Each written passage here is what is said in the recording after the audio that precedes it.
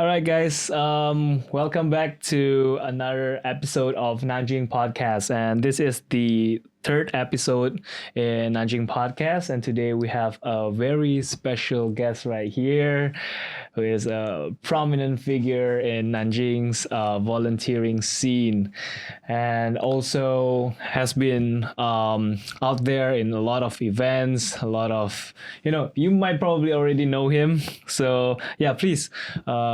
Explain. Please introduce yourself to our audiences too. All right. First of all, I would like to pass my gratitude to the Nanjing Bros team, to the team of Nanjing Podcast, Kevin and Stephen behind the camera. It's really an honor for me. Thanks for inviting me. My name is Ali Qadir. I'm from Wechat, Balochistan, the southwestern part of Pakistan. And I have been here in Nanjing for about 6 years. Yeah. Okay. And I'm the founder of From Compassion to Action, the international student and expat volunteers group of Nanjing. Okay. So 6 years now. Yeah, I've been here for 6 years. Yeah. Ever since bachelor's, is it? Yeah. I came here to do my bachelor's. Yeah. Okay. Yeah. Wow. I mean, that's such a long time. 6 years. So now you're doing your master's. Yeah, I'm currently doing my master's. Yeah. In what major? In Nanjing University of Aeronautics and Astronautics, and my major is international trade. International trade. Yeah. Wow. Okay, so 6 years in Nanjing. So, can you tell us more a bit on how you end up in Nanjing in the first place and share us your experience? Actually, I was in primary school when my elder brother, we had a shop like in our city, and he used to come to here to China, to Zhejiang province, to Guangzhou for some business purpose, because we used to import the Chinese, Chinese China-made goods. So I was just a kid that time, and I used to help him sometimes in his business. So that time was very curious, and I used to ask him a lot of questions about China, how is that possible? Everything made in China, and you're receiving really good stuff. And then I was really curious to know more about China. So by the time that curiosity turned into dream of coming to China for study purpose, then it was 2009 when I was only in junior high school. During a career counseling session, we had some friends from our hometown who used to study in NUA in Nanhang, and the same major as me. So I attended that career counseling session, and in that career counseling session, I got to know more about NUA, I got to know more about Nanjing. So that helped me to make my path very clear that, I'm going to NUA and I'm going to do my bachelor's there. And it was 2014, September, when I landed in Nanjing. Along from 2009 till 2014, that my path was clear that I'm going to Nanjing for my undergraduate studies. Okay. And then in 2018, June 2018, I was graduated. Then I got the scholarship, Chinese government scholarship for my postgraduate. And now currently I'm doing my postgraduate. Oh, wow. Yeah, thank you. You still remembered even the first day you arrived here in 2014. Exactly. Yeah, I do remember. Yeah. Must it was be quite interesting. Actually, our plane landed in Shanghai. So we had it was 12:30 a.m. in the morning, midnight. So we had to stay overnight at the Shanghai Hongqiao railway station because there was no train that time. So me and some other friends, we just waiting at the entrance of Shanghai Hongqiao railway station. And then in the morning about 5 or 5:30, something like that, when the station opened and when I saw the crowd of people entering, then that time I say, wow, that's why China is the first populated country in the world. And there I saw, wow. Yeah. Then we took a train and came to Nanjing. Yeah. All right. So when you first came, what was the first thing that came into your mind? A lot of things. The first thing I catch, when I was coming out of the airplane, like we came across many Chinese in Colombo airport as well. Okay. But when we came out of, and then you saw like same faces all around. That was the first experience. Then after that, when what I witnessed in the Shanghai Hongqiao railway station, the crowd of people, how crowded it can be. Throughout my life before that, I have never seen that big crowd of people in just railway station. Yeah, and in 1 hour I could see I think you have been to of course you've been to Shanghai Hongqiao railway station. Yep. How big is that? It's really, in one really hour, huge. in 1 hour, the whole station was like full of people, and wow, it's quite interesting. Yeah, Shanghai Hongqiao, I think is really interesting because actually I have the same experience as you. Yeah. I came here through Shanghai, and first thing first, when I went to Hongqiao, I thought it was an airport. Okay, it's so huge, right? Yeah, it's Exactly, really big, exactly, yeah, and yeah. it's actually a railway station, and it's such a surprise for me also coming from Indonesia. We don't have such huge railway stations. Exactly. Yeah. Even sometimes I say our metro stations are bigger than our airport. Yeah. Because in our That's true. hometown, the airport is very small, but the metro stations in Nanjing, when we see it, they are much bigger than our airport. Yeah, definitely. Yeah, exactly. Wow. Yeah. Pretty much similar experience, first-time experience for us. Yeah, exactly. Okay, all right. So we're gonna be talking a bit more towards you and this volunteering space which you are in. So can you please tell us a bit more about your first encounter with volunteering, and how does it, shape you into who you are today? Back home, while I was doing my junior high school, I joined a student organization there, Hazara Students Federation. Our main focus was in education.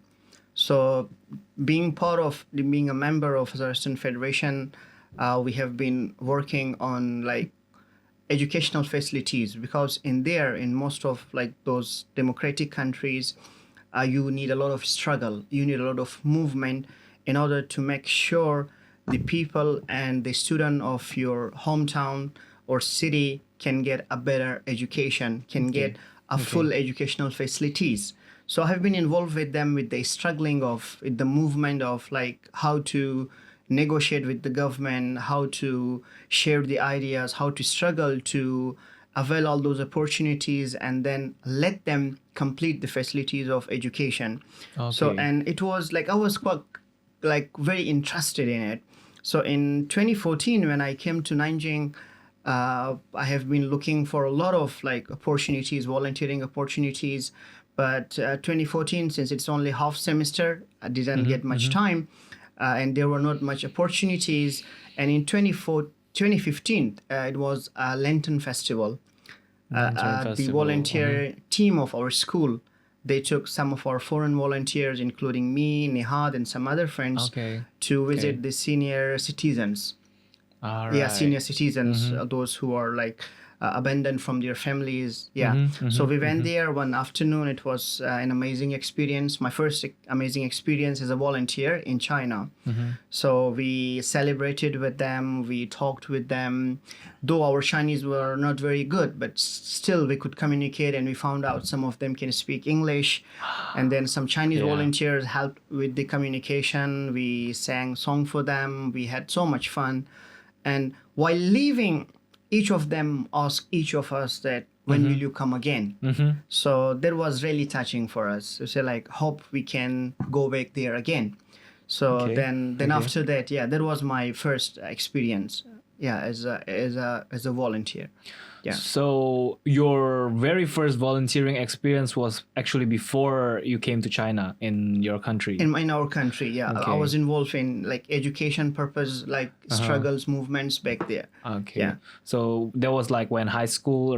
Junior high school. Junior high school. Junior high school, So you've actually been... 2009 I started my struggle, 2009, 2009, So you've been actually doing this for quite a long time. Exactly, to be because honest, a lot of learnings, a lot of ideas I got being part of that organization. That I call them a kind of mother organization for me. Okay. Because being part of that, I have been learning a lot. So that helped me a lot in develop myself, who I am today, the management, the organizing, like the ideas to be innovative, all those things. Okay. Yeah. So you said that you came to China and then you also did the first volunteering experience at 2015, right? Yeah, 2015. For the Lantern during Festival Lantern thing. Festival. Yeah. So do you see any difference between volunteering experience back in your country and also here in China? The first experience I had in China, since it was not like education purpose. Let's say it was just an afternoon you spent with those lonely elderlies, quite different. By the time, like when I started looking for some sort of similar opportunities here, and then it kind of took me some times. Yeah, Okay. it took me some times to find what exactly I'm looking for, what kind of opportunity I am like exactly watching and I'm looking for and I want to do. Okay. Yeah. All right. So basically, there's the difference is only on the scope of the volunteering projects, Exactly. right? Yeah. Okay. Yeah. All right. So now let's go into what motivates you to volunteer.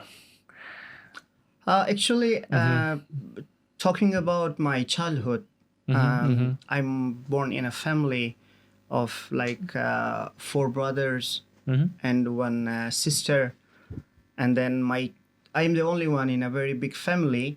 Like if my extended family together with all, I am the only person who is getting higher education. Like let's say my elder sister or my brothers, they could not. The reason was my parents couldn't afford. All right. Yeah. Okay. Like my father used to work in a coal mine, and there have been a lot of blasts, like in coal mine as a coal miner. So he was injured, and he couldn't work anymore. So for that, my elder brothers, they had to quit their education. They had to work to support the family. Okay. So, but they did support me. They did support me that you have to study. And there was a time that a very difficult time for our family, that economically we were really weak. And my father suggested me you also have to stop your education because you cannot continue, because we cannot afford. It's been very challenging for our family. But my elder brother, he said, no, he has to study. He likes to study, and we will somehow support him. Because even daytime, like sometimes we had 3 months of winter holidays. In 3 months of winter holidays, I had to work in a carpet weaving factory. All right. I have worked in the shoes making factory, like being a child. As a child labor, I can say 3 months I used to work, and later I used to be a vendor and started working with my brother. By the time when, like in the morning, going to school, in the afternoon, I had to go to his shop. And that time I was one of the youngest salesperson in the whole market. So like my childhood experience, I can say, has been very miserable. And throughout my life, like looking at my friends, a lot of them, they could not continue their education because a lot of them had same, let's say, same experience as me, same situation as me. Their parents could not support. So I had that pain in my heart. Then by the time when I found myself that, I'm studying and I'm taking it to the higher level, then I had the compassion that, I have to start something. I need to do something. Then that's why, like, wherever there were opportunities regarding education or anything, I tried to avail those opportunities. I tried to do something, because that time I feel I had the compassion. I have gone through, but I don't want the others coming after me to go through such things. Maybe I can change something. Maybe I can improve something. So that was the main reason that I wanted to volunteer. And I wanted to work for like education. Not any child after me should have the same experience. Yeah. So that was what you were actually starting to do ever since junior high school. Exactly. High school. Yeah. Junior high school. Yeah. Exactly. Yeah, that was the like that I said that my miserable childhood, everything I saw in front of my eyes, everything I saw, that I like myself, I regard myself as the luckiest person that who could continue, who are now at this stage that doing my postgraduate. Many of us couldn't do that. Like many of us, because of those problems, let's say economical issues, their family could not support. Unfortunately, they could not do. Yeah. All right. Yeah. Yeah, I mean, respect to you, bro. Yeah, thank you. Just a quick question: do you have any examples of volunteering project, especially for the education back in your country, which you are really proud of doing? Actually, during that time, since we were just a volunteer, we were too young that time. Okay. So during that time, let's say. The area we live is called Hazara Town. It's like a very big population of, let's say, around 400 to 500,000 people. But there were only one public school over there.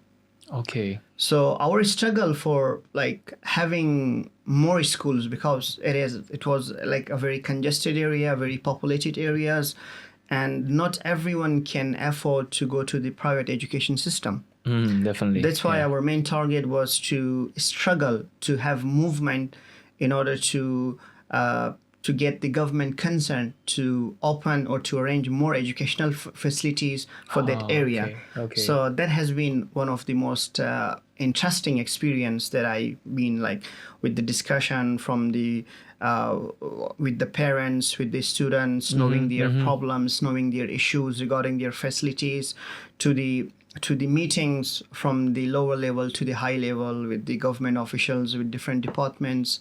Yeah, that all have been, I can say, very successful and kind of learning for me. Okay. Yeah. So you have experienced almost all the ups and downs in volunteering, I would say. Yeah, that's true. Yeah. Okay. So after coming to China and, staying here for quite some time, you started to open up this volunteering non-profit organization called FCTA.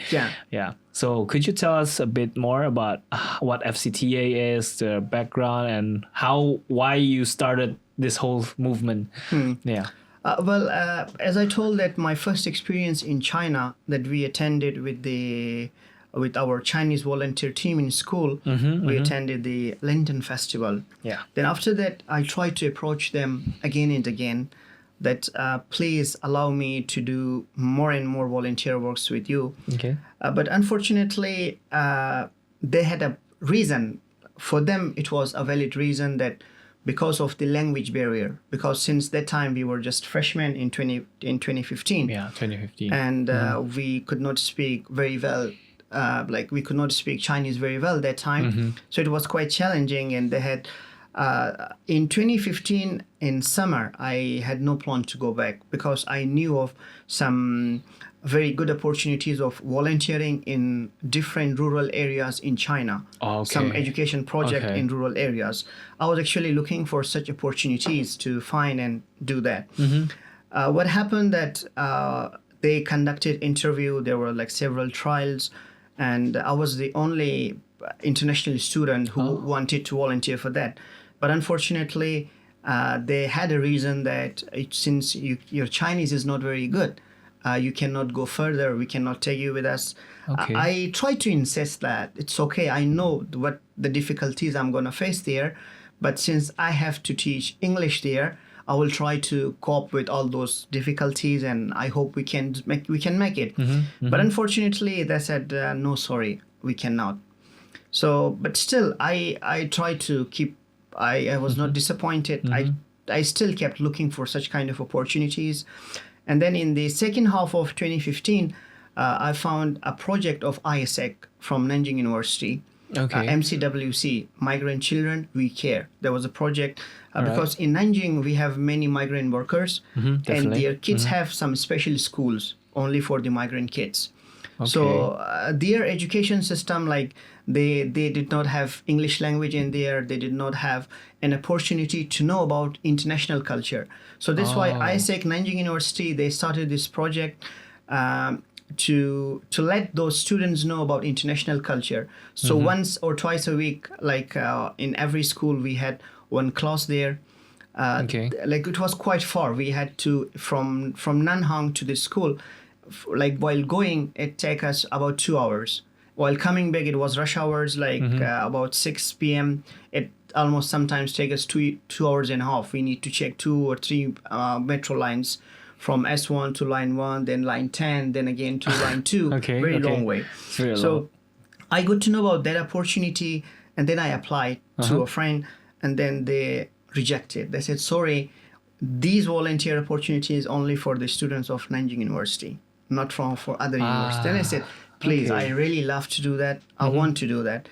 But somehow with a lot of negotiation, and I insisted, they somehow agreed. They said, okay, you can do it.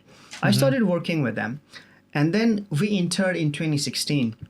In 2016, then they kind of liked my performance and everything, the ideas. I started working with them.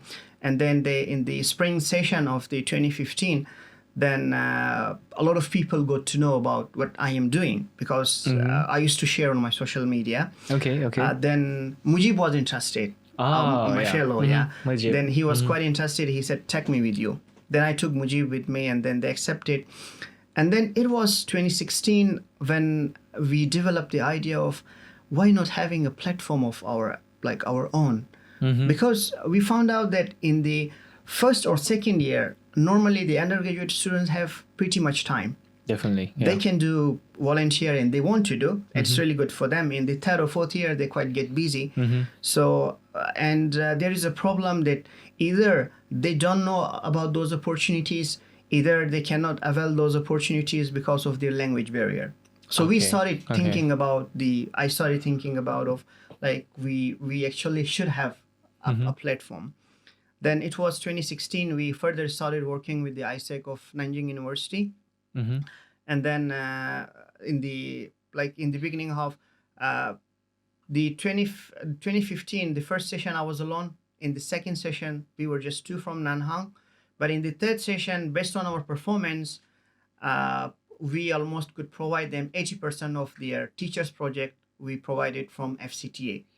From Nanhang. From Nanhang. From Nanhang. Then by the time we started developing this idea, and then we had a meeting. We had a meeting, someone invited me in a meeting of some volunteers who were really involved in such volunteering things in Nanjing. Because at the very first stage, we only had to join the others project.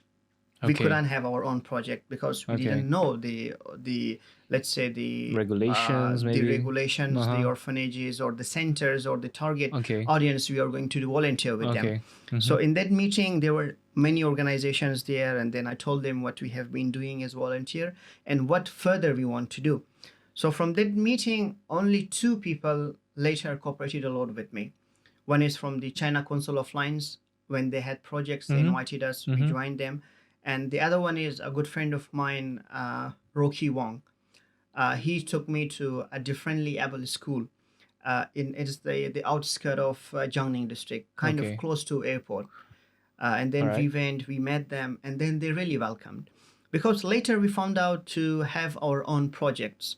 So I contacted the others, the rest of the organizations, we submitted our ideas, but unfortunately they said, sorry, since you are not a formal organization, we have such formalities, XYZ, so that's why you cannot avail.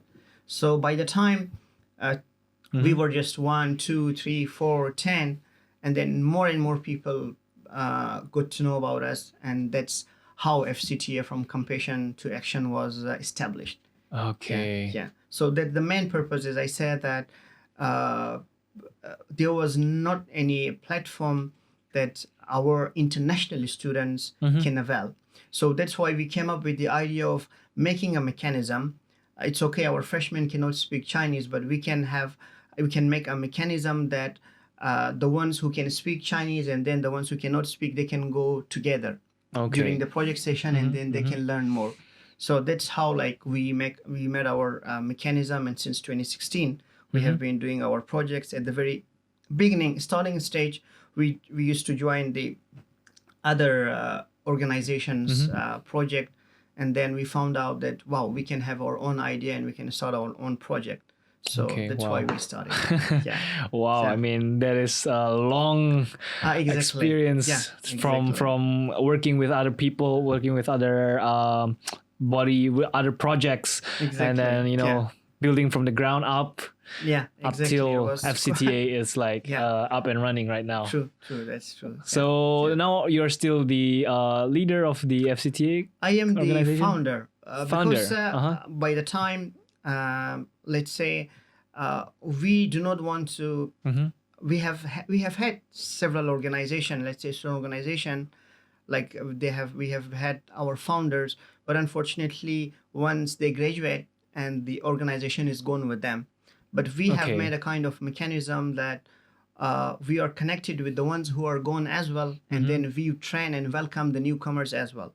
That's Okay, why we that's want true. to make train and give the opportunity to the new people who are in the first and second year, so they can work with us for at least 2 or 3 years, and after that, they have the responsibility to train the new ones. So our mechanism is actually every semester we schedule our projects. Okay. Mostly on weekends or during the semester. If let's say if there is International Volunteers Day, International Day of persons with different abilities, let's say Blood Donation Day, so we all include those events in our weekend events. We have projects on Saturday and Sunday both, so we schedule our projects, because while scheduling our project, we need to get the concern of our schools as well. Let's say the places we do our project. Okay. We okay. confirm with them at the beginning of semester, and then once our schedule is complete, then we have 100% complete schedule.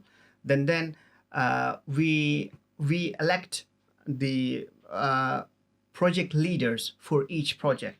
Oh, okay. To our okay. those like senior volunteers or those experienced volunteers who can lead the project. Okay. So that's why that is the responsibility of the project leader to take care of the project. Let's say if today is Monday and Saturday or Sunday we have the project, then from Monday he or she needs to start working on it. Oh, Making okay. poster, like okay. assigning the volunteers, assigning the job, all the details is upon the responsibility of the project leaders, who has to take care of until the project is done. Once the project is done, then he or she has to write a report, a feedback report and a complete report. Then All right. this is how our project. We have several types of project. We have one-time project, and as well as the continuous project. One-time project, let's say we do once in every semester or twice in every semester. But our continuous project, that happens every weekend. Let's say our FCTA volunteer teaching project is on weekly basis. We have to do that all from the start until the end. Okay. Yeah, that's one of our project which we have to do continuously. All right. Yeah. So I would say that almost everybody inside the FCTA, the members in FCTA, especially the senior ones, have a responsibility to also lead in a project. Exactly. And Yeah. they are given the opportunity to lead and also Exactly. Yeah. They have are the assigned responsibility. the opportunities, because before let's say a lot of people thought that it is only me doing all the things. No, only me doing all Okay. the things. No, I Okay. just set up a platform. I just motivated them, and then now they are on the platform. After that, of course, I will guide them. I will tell them how to get the works done. So whenever I take my volunteers or senior or project leader volunteers in any event, Yeah. I never let them to keep talking or keep communicating with the people they know. Because Okay. most of the time when we have our project, there are different organizations come. Definitely. So I want them to go socialize with them and then get to know them. And then next time you need to bring the project by yourself. You need to get it done by yourself. Okay. Yeah. Okay. So you need to have communication with them. It should not be only few responsible people to be handling with all those schools or the centers we are working with. So I want you guys to experience this yourself. So Okay. I kind of give them like a diversified experience. All right. It is not just do volunteering. It's not just to lead a specific project. I give them the opportunity Try to know out. people, to socialize people. It might help. It might be helpful for your future, for a career. Of course, Yeah. definitely. So that's why I tell my volunteers that if you join FCTA project, just don't join to volunteer. There are a lot of things in it for you. Of course. Try to avail all of them. Yeah, of course. yeah, Definitely, there's going to be a lot of abilities and skills Exactly. developed True, inside true. by joining this kind of organization, right? Sure, that's true. Yeah. Exactly. Okay, so I heard before that you said that project leaders are supposed to write up a letter. Sorry, not letter. More like a kind of feedback report. Feedback Yeah. So reports, yeah. to whom they give this feedback report? To whom they report it to? Actually, they are supposed to write 2 reports. Uh-huh. One is the feedback report that how actually was the project. Okay. Okay. How was like our ideas we had. Is that really impactful or not? And then what were the challenges? Okay. And then there is kind of like feedback report. That report is for our like discussion. We have our project leaders group where they share there, and then we further discuss on it, like okay, how to counter those challenges in future, how to make these such project more impactful. Okay. And then the second project, it is for the social media that we have to share. Okay. Yeah. So that actually they are all being shared in a group. And then further we study, we read them, and then further it's being translated in if it's in English, that's further has to be translated in Chinese for our social media, because we have to publish on our social media accounts. And then the feedback report is further we go, because that feedback report will help us to schedule our new project.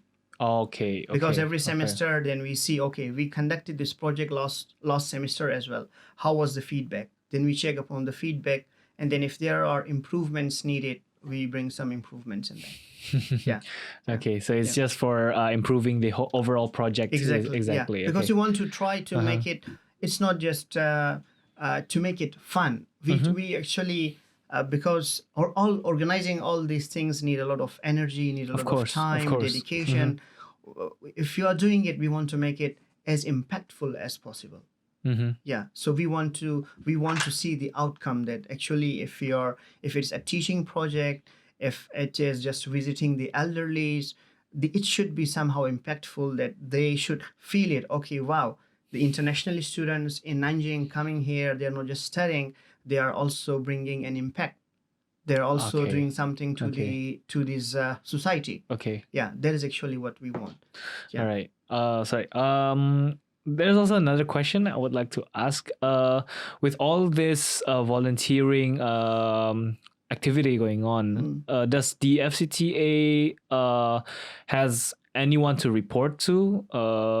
Because yeah, does it have any like affiliation with government, like local government or the school maybe?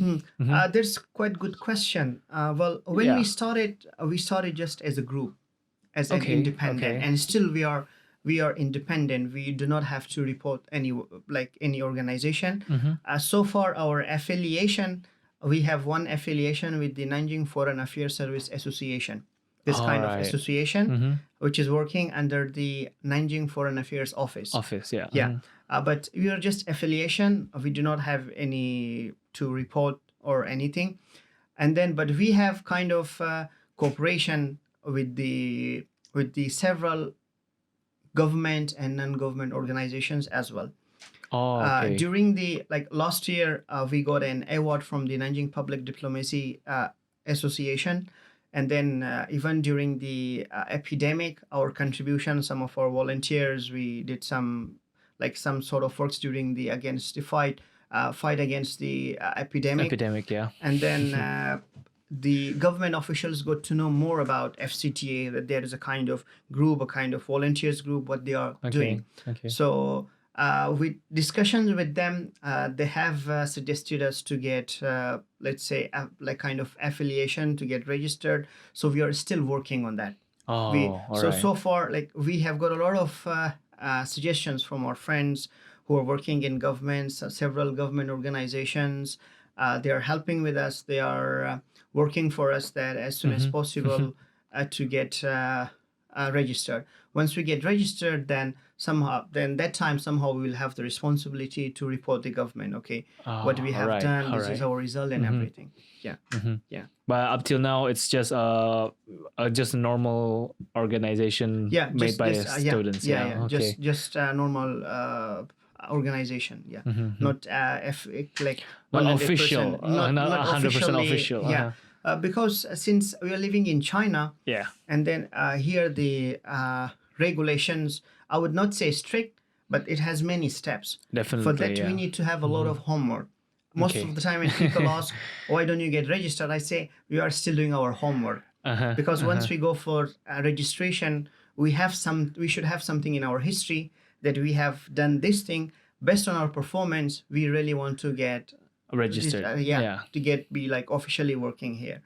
So that's like kind of our, let's say, homework we are doing.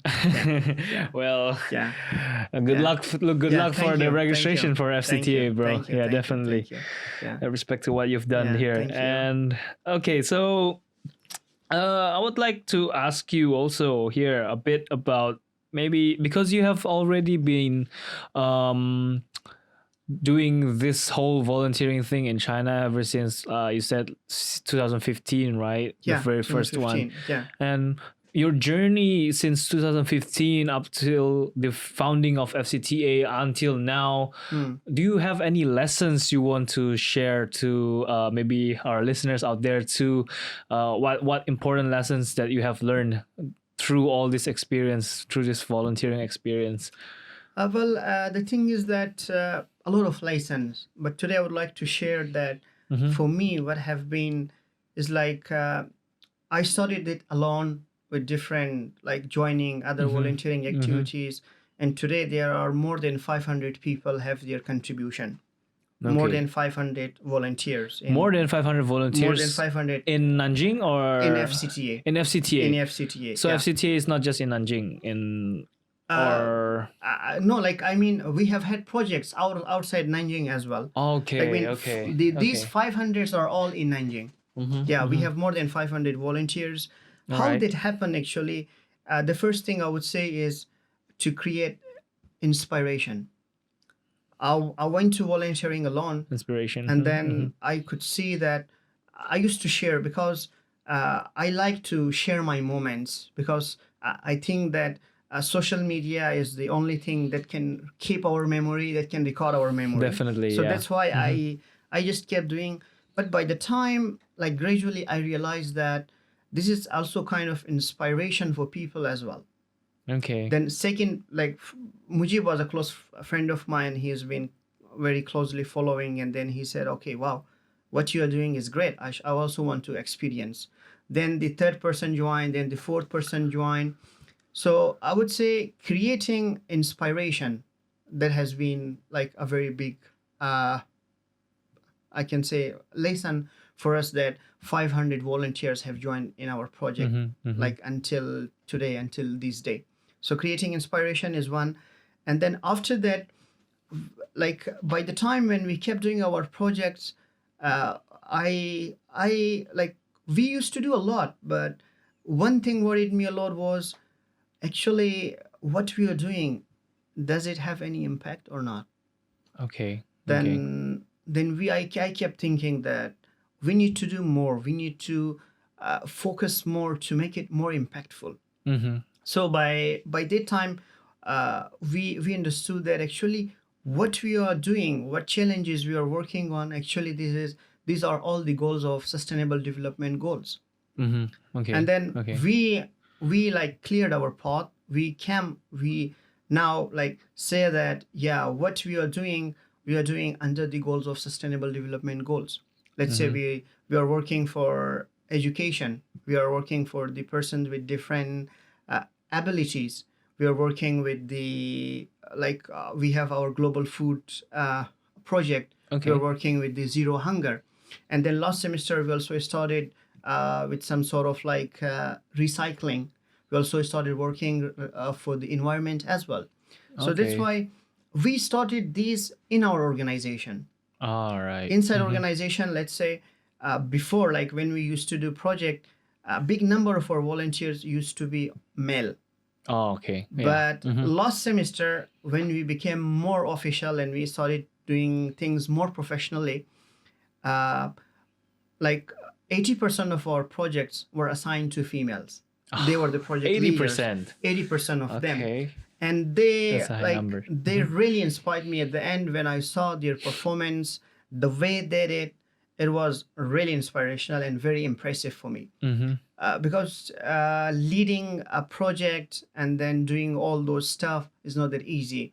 But 80% of them, like we gave opportunity to them, let them do it, and they did it amazingly. And then one of our project leaders, she's from India. She's like differently able. That's why we are giving them chance as well. Okay. The differently able people as well, we are giving them chance to.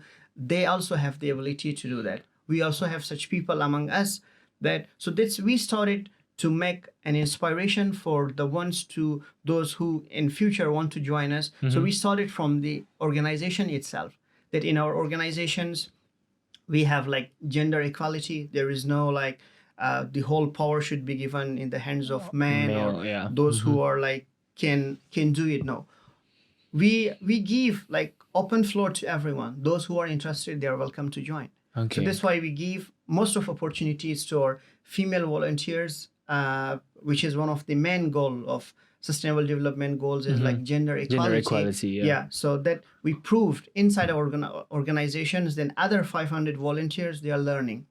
So that's why we are creating an inspiration for the other organizations, for the other non-profit. If they really want to work on this path, they really want to work on these goals, you need to start from within the organization. Because the founder itself have to do. For me, if I can say, if the very first day, if I would not let people know what I'm doing, today there was no FCTA. There was no That's project. true. That's why true. I with the intention that, okay, I will just show that's my memory. That is just, I used to write every session after in 2015, every session I used to attend, I used to write a paragraph sharing my experience. And I found out people are really interested. People really want to do such things.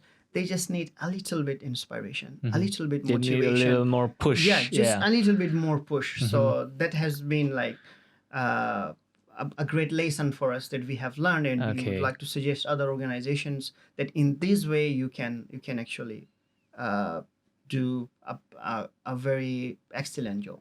Okay. Yeah. So inspiring people through social media. And, exactly. Through social media. And then what goals you are working, make sure you are inside your organization, you are already taking care of that. Yeah, of course. You have started from the core of your own organization. So like the people outside, they can see you very easily. Yeah. So working from inside to outside. Yeah. Outside, exactly. Yeah. All right. Okay. So yeah, that's a very insightful advice also for people out there. So begin inspiring people around you. If whatever your goal is, begin inspiring people through social media. Definitely, especially nowadays, social media is very, very. It's a must. Exactly. Yeah, it's a must actually. Yeah, Everybody must be in social media to inspire people. Also, if you couldn't write, maybe do some videos or just sharing a picture. Write one sentence that today you did that. Yeah. Maybe there are a big number of people that they don't know about that. True. They're like very easy opportunities, available opportunities. There are people who really want to do, but they don't know about it. Exactly. It's really helpful. It's really helpful. And there's a lot of people who are actually afraid of, sharing this stuff in social media. But for me personally, I would say that it's okay, to share, because most probably 99% of them wouldn't even care, right? They would just scroll and get past to you, right? But for the people, the 1% people who really cares and, who are really interested in what you are doing or whatever it is that you're posting, that would really mean a lot to those 1%, I guess. Exactly. And that's exactly what Ali Qadir has done, inspiring a lot of people here in Nanjing to be, join him in volunteering through Exactly. FCTA. Okay, so last two questions. Okay, the first one is maybe you could share a bit to us on FCTA's current agenda, because I think a lot of things have changed ever since the pandemic occurred, and maybe some of the people are back home, some are here. Could you share to us a bit on the organization's agenda, maybe? And In the February, actually, in January, we started our discussion with the several organizations that because before we make our schedule, we discuss with several organizations. We share our ideas that we want to, because we work in orphanages. okay, We work in the senior citizens home or hospitals. We work with the recycling centers. We work with the parks, those who are working with the environment. We work with the differently able kids school or Alright. centers. Alright. So this is why we have to in advance contact them. We have to clear our schedule that because there could be other volunteering organizations having events on the same day. So that's why we would like to make sure. So in January, we started our discussion at the end of January, and then at the beginning of February, our plan was to arrange our schedule okay, for this semester, which is already gone. But unfortunately, because of the epidemic, we could not design our schedule. So now, what currently we are doing during the epidemic, a part of our volunteers were here, a part of them were not here. So the main work we did was the social media campaign during the epidemic, because most of our, let's say, foreign fellows at the beginning days, they were extremely confused. All the information coming from the government were all in Chinese. They did not have the English version. Okay. So that time, we took the responsibility that no, we have to translate and let everyone know what actually is happening with the epidemic. So that's what we do, we did. And after that, a part of our volunteers, they joined the temperature checking with some residential societies, and then these mostly related to the epidemic issues. Once it became pandemic, our role has been let's say making videos, creating vlog that how we recovered in Nanjing, how we fought in Nanjing. So mostly social media stuff. We did some projects, let's say, after when the lockdown was completely lifted in Nanjing, we took a group of our differently able kids to the strawberry farm, because they have been staying. They mostly have to go out only once a week. Once a week they have project, let's say we take them out somewhere, or we have some activities with them. But for the long period of about 2 or 3 months, there was nobody visiting them. So they were kind of bored, and it was quite challenging for them. So right after the lockdown lifted, we took them to the strawberry farm to have them experience of picking strawberries. And then after that, we visited a group of our elderlies. Normally we have projects with them. So this project somehow is gone like this. A lot of our volunteers, they are inside a school. They're not allowed to go out. A big number of them have already traveled back home, and a very few number of us are here. So it depends on the situation, that how next semester the situation will go. Okay. For this summer vacation, July and August, we are thinking of some projects, because a group of our volunteers, let's say high school students, those who used to travel out of they travel out of China, now they cannot travel, so they are here. So we are trying to arrange some activities, some projects for them. Okay. Yeah, they are foreigners as well, and then as well as Chinese high school students, those who are in the 2 months of summer vacation. So we're already in discussion with those centers whom we are working with, following the SOPs, considering the epidemic, everything. Then we will assign we will schedule a project, and then we will assign project leaders, and then they can carry on for these 2 months. Then once the semester gets started, we are not sure. A lot of uncertainties whether everything will be open or not. Of course. Then again, and then currently we are thinking of one important issue is that we found out that we trying to expand because we have some friends in other cities of China. They're also interested to do these things. Okay. Not it, then we like for our volunteers. I have told them that you should not be like, it's kind of learning for us here, because in China how they deal the orphans, how they deal the differently able people, their education system, this kind of learning. Unfortunately, in our hometown, in our countries, they are not dealt so nicely like that. So I started meeting last year with some organizations back home in our hometown, that in future we want to do some projects. What we learn in China, we will come and implement there.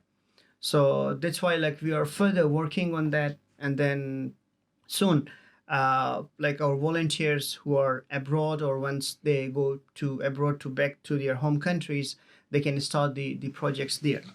Yeah, so that has been part of our agendas. And one interesting thing, some ideas we are discussing about is to somehow to give the opportunity our volunteers to think of their career as social entrepreneurs, because to connect it to their career, because we found out in many areas, like our volunteers belong to 50 countries, and then most of them are like developing regions or underdeveloped regions. And then with the survey, we got to know that in many areas, there are people who are underprivileged, who need a push, who need a support for their business, a support for their like family income. So that's why we are asking them to have some ideas, of social impact. And then in future, we can have some like small investors from China, or anyone willing to try to invest or try to help.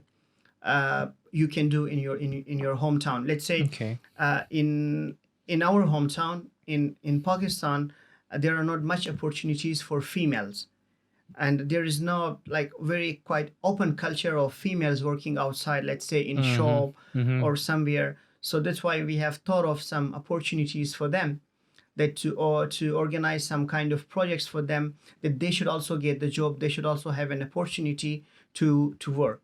So that has been part of our agenda. In future, we are working on them. Yeah, because we don't want them to be like dependent. We want them to be independent, to start their own through these projects. Because in China, we have been learning a lot that how actually those communities are being dealt, how the government is helping, how the private sectors are helping those businesses, those people. So that's part of our plan, part of our agenda that we want to work on in future. Yeah. Okay. Yeah, that's a long list of agenda. Exactly. Yeah. Hopefully we get it done. Of course. The best of luck for FCTA, definitely. Thank you. Okay. Last question here. In every academic year, there are a numbers of your volunteers who are graduating, right? And most of them will probably leave Nanjing or go to another city, or maybe leave China altogether. Yeah. So would they still be able to work in FCTA? And, how could they work? Okay, I would take this opportunity to congratulate all of them for their hard work, for their graduation. Unfortunately, many of them are not here.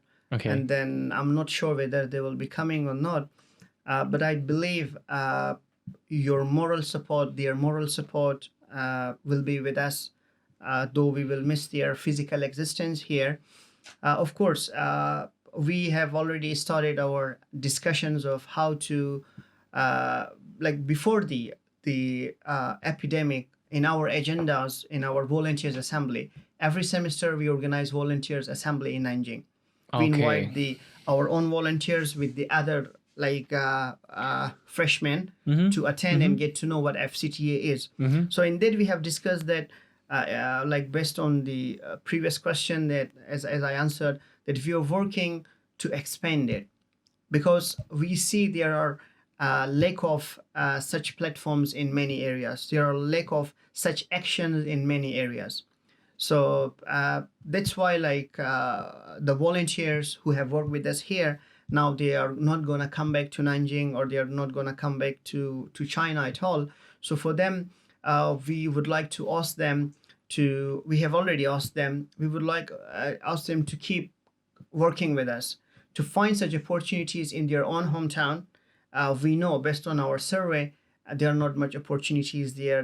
That there are needed such kind of initiatives are needed, that people can work, people can volunteer. Okay. So that's why we want them to stay connected with us, because they're already experienced. They have learned a lot of things here. The resources they need, the knowledge, further knowledge they need, like how to find such organizations, because our work is like based on the 17 goals of sustainable development goals.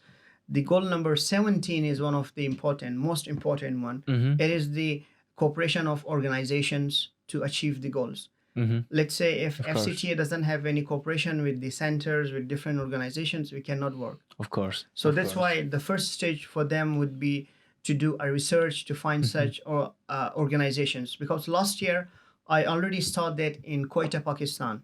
Okay. I already started doing that work to get affiliation, to get cooperated with several organizations, because their condition as compared to here is the worst.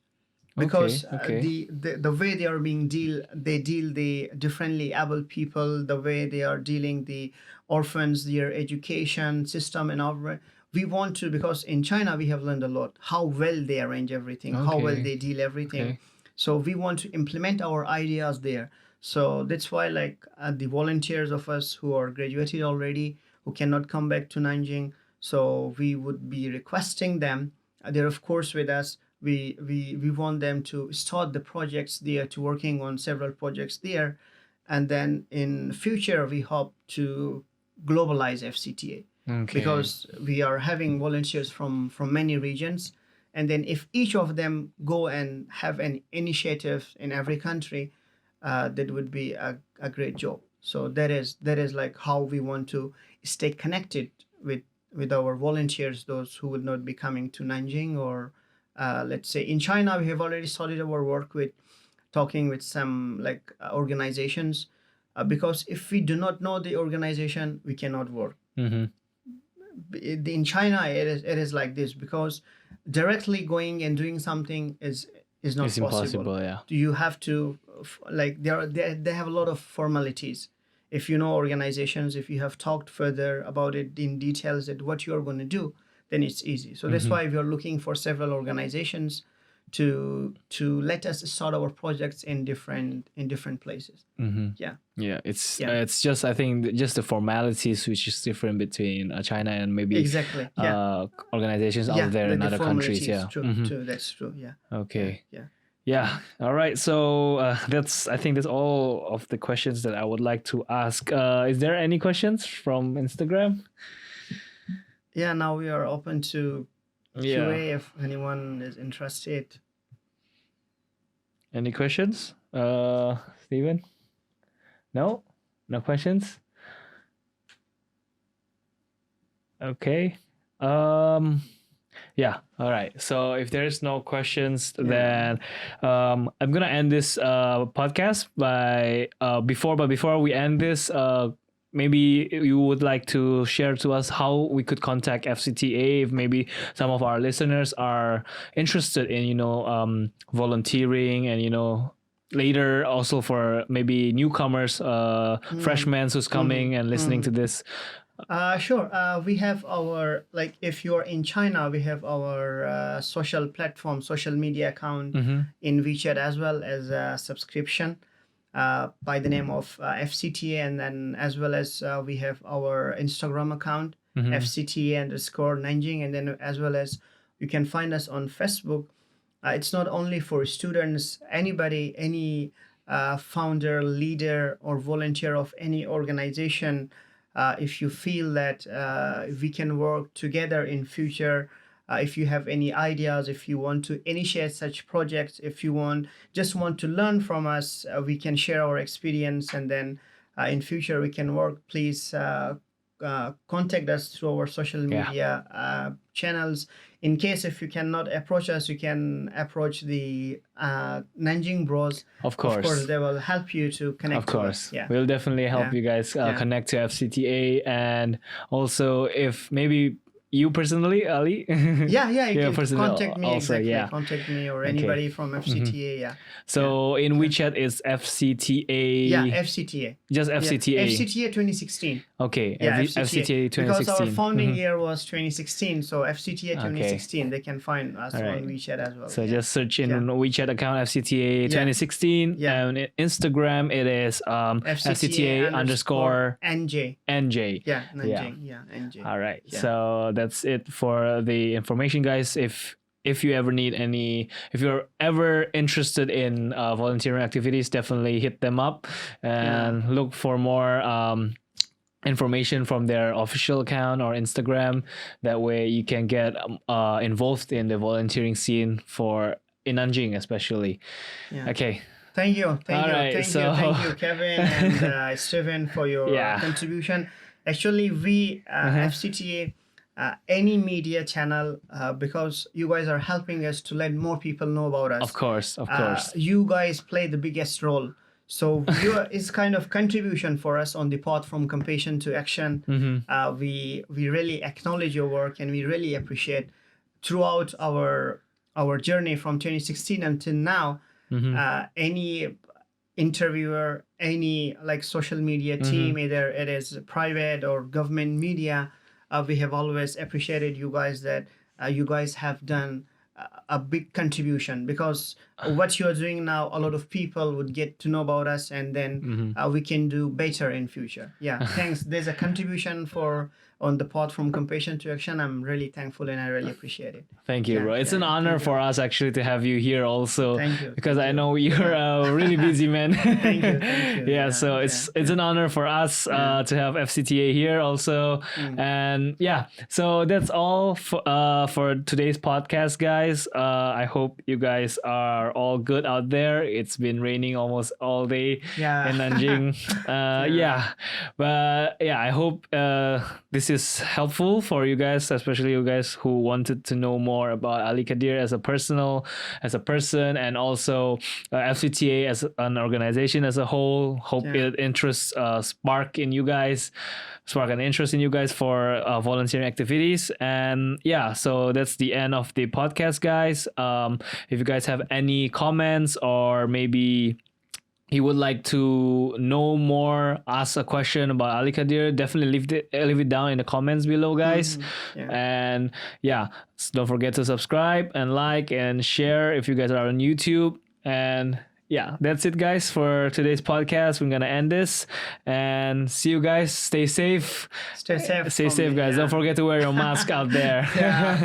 Okay, that's all. All right. Bye. Bye. All right. Okay, thank you. Thank you. Good Ali. job. Good job.